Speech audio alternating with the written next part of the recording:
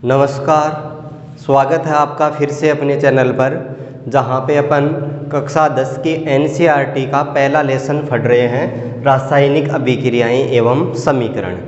पिछले वीडियो में हमने देखा था रासायनिक समीकरण क्या होते हैं और रासायनिक समीकरणों को संतुलित किस प्रकार से किया जाता है, वो हम पिछले वीडियो में सीख चुके हैं। आज के इस वीडियो में अपन पढ़ेंगे रासायनिक अभिक्रियाओं के प्रकार। तो अभिक्रियाएं अलग अलग प्रकार की होती हैं। यहाँ पे जो हम अभिक्रियाएं देख रहे हैं वो हम देखेंगे अभिकारकों की क्रिया और प्रकृति के आधार पर। अभिकारकों की क्रिया एवं प्रकृति के आधार पर इस वीडियो में हम अभिकारकों की क्रिया और प्रकृति के आधार पर रासायनिक अभिक्रियाओं के प्रकार को देखने वाले हैं। अभिकारकों की क्रिया और प्रकृति के आधार पे रासायनिक अभिक्रियाएं चार प्रकार की होती हैं। चार प्रकार कौन कौन से हैं पहले वो देखते हैं। पहला प्रकार है योगात्मक अभिक्रिया, या इसको संयोजन अभिक्रिया भी बोल सकते हैं। पहला नाम लिखते हैं संयोजन अभिक्रिया। संयोजन अभिक्रिया। दूसरा प्रकार है वो है वियोजन अभिक्रिया। वियोजन अभिक्रिया। तीसरा प्रकार है विस्थापन अभिक्रिया। विस्थापन अभिक्रिया। और चौथा प्रकार है द्विविस्थापन अभिक्रिया। द्विविस्थापन अभिक्रिया। ये रासायनिक अभिक्रिया के चार प्रकार हैं, अभिकारकों की क्रिया और प्रकृति के। अभिक्रिया है संयोजन अभिक्रिया।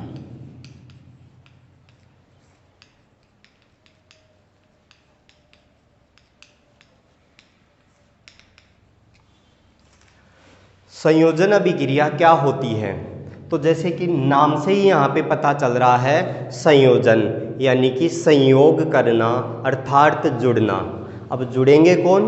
तो रासायनिक अभिक्रिया में जो पदार्थ भाग लेते हैं उनको अभिकारक कहा जाता है। ये हमने पिछले वीडियो में भी देखा था, ये अभिकारक क्या होता है।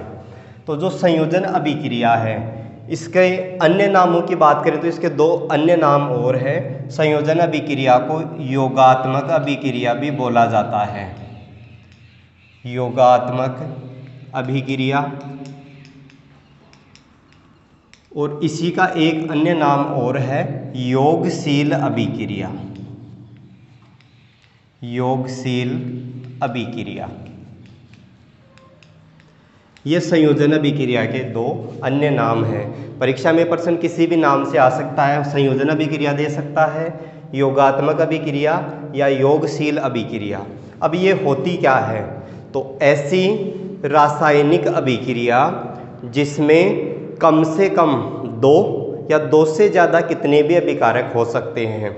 तो दो या दो से अधिक अभिकारक आपस में क्रिया करेंगे और जो उत्पाद बनेगा वो एकल उत्पाद बनेगा। उस अभिक्रिया को संयोजन अभिक्रिया कहा जाता है।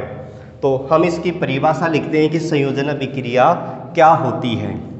परिभाषा हो जाएगी, ऐसी रासायनिक अभिक्रिया, ऐसी रासायनिक अभिक्रिया जिसमें दो या दो से अधिक अभिकारक, दो या दो से अधिक अभिकारक मिलकर एकल उत्पाद बनाते हैं उसे संयोजन अभिक्रिया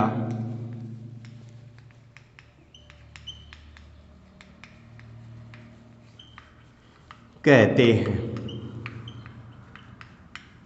ये हो गई अपनी पहली रासायनिक अभिक्रिया, संयोजन अभिक्रिया। इसी तरीके से मैं आपको नोट्स लिख लिख के सारे पाठ पढ़ाऊंगा, जिससे आप भी अपने नोट्स आराम से बना सकते हैं। परिभाषा हो गई कि जिसमें दो, कम से कम दो और अधिकतम कितने भी हो सकते हैं वो अब मिलेंगे, और जो उत्पाद बनेगा वो एकल उत्पाद बनेगा। यानी इसका जो फॉर्मूला देखे वो इस प्रकार से हो सकता है A प्लस B। दो अभिकारक हो गए और इनकी क्रिया से जो उत्पाद बनेगा वो एकल उत्पाद बनेगा, यानी एक ही उत्पाद बनता है। परीक्षा में प्रश्न इस प्रकार से भी आता है कि हमें रासायनिक अभिक्रियाएं दे दी जाएंगी और उनमें पूछा जाएगा कि ये कौन सी अभिक्रिया का प्रकार है। तो संयोजन अभिक्रिया की पहचान का तरीका यहाँ पे आपको नज़र आ रहा होगा कि जिसमें आपको तीर के निशान के दाईं तरफ अगर प्लस का चिन्ह दिखाई नहीं दे रहा है तो वो अभिक्रिया संयोजन अभिक्रिया है। इसमें किसी भी प्रकार का कोई डाउट नहीं है। अगर तीर के निशान के दाईं तरफ प्लस नहीं है, इसका मतलब एक उत्पाद बन रहा है, और एक उत्पाद कौन सी अभिक्रिया में बनता है तो वो आप जानते हैं, वो बनता है संयोजन अभिक्रिया में। तो ये हो गया फॉर्मूला संयोजन अभिक्रिया का। A प्लस B दो अभिकारक हैं और एक उत्पाद बन रहा है। अब इसके उदाहरण देखते हैं। उदाहरण का मतलब हम यहाँ देखेंगे समीकरण। जैसे एक समीकरण लेते हैं, carbon plus oxygen. Carbon oxygen से क्रिया करता है और कार्बन डाइऑक्साइड गैस बनती है। यहाँ आप देख सकते हैं दो अभिकारकों की क्रिया से केवल एक उत्पाद ही बन रहा है, तो ये संयोजन अभिक्रिया है। समीकरण को संतुलित करना आप जानते हैं। देख सकते हैं दोनों तरफ कार्बन के परमाणुओं की संख्या एक एक बराबर है और ऑक्सीजन के परमाणु भी दोनों तरफ दो दो हैं, वो भी बराबर हैं। तो ये अपना पहला समीकरण संतुलित है।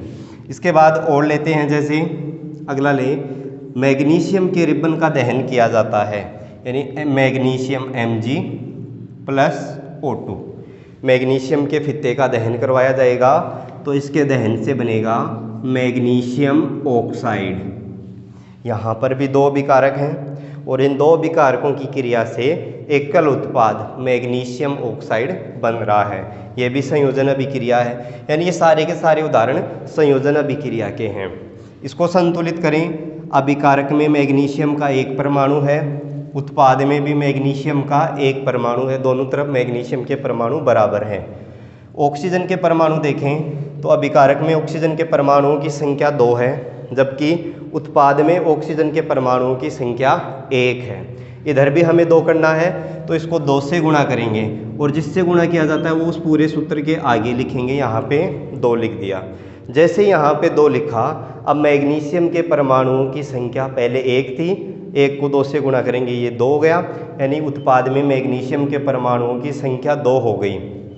अभिकारक में 1 है तो इसको 2 करने के लिए इसके आगे 2 लगा दिया जाएगा।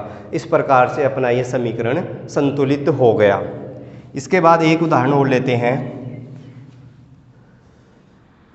जैसे कि नाइट्रोजन प्लस हाइड्रोजन, ये आपस में क्रिया करेंगे और इनकी क्रिया से NH3 अमोनिया बनती है।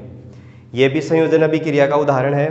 यहाँ पे देख सकते हैं अभिकारक में नाइट्रोजन के 2 परमाणु हैं, जबकि उत्पाद में केवल 1 परमाणु है। इसको 2 करने के लिए इसके आगे भी 2 लगा देंगे। अब जैसे ही 2 लगाया, हाइड्रोजन के परमाणुओं की संख्या उत्पाद में 6 हो गई, जबकि अभिकारक में हाइड्रोजन के परमाणु 2 हैं। 6 करने के लिए इसको 3 से गुणा कर देंगे।